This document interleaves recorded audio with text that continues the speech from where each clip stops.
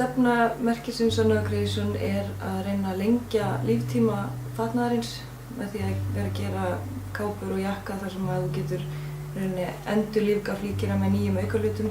Þannig að ég vinn mikið með rennilás og getur tekið ermar af og kraga og neðri part og ég uppfært flíkina eins og uppfærir app í símanum eftir kannski ár og þar af leiðandi minni sóun og lengri líftími.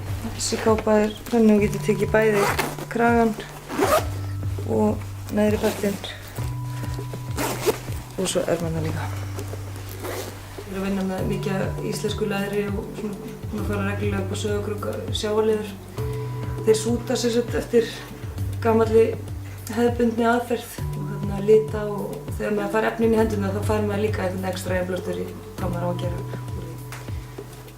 Já, ég finn fyrir því að við þekkjum öll sem erum með okkar eigin merki, öll sem erum maður segir einyrkjar í faginu og við höfum verið rosa mikið að hjálpast að og ég tók til dæmis þátt í að stofna búð með 9 öðrum fatahönnum þegar ég kláraði fyrstu línuna mína sem heitir Kiosk og ennþá starfandi.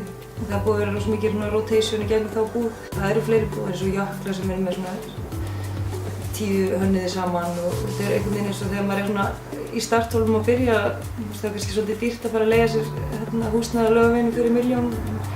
Það virðist vera, og við erum líka að deila kontaktum upp á efnaframleiðendur og saumakonur og alls konar. Þannig að það er rosa mikil vinátta á milli, myndi ég segja. Þetta er svona lítið samfélag.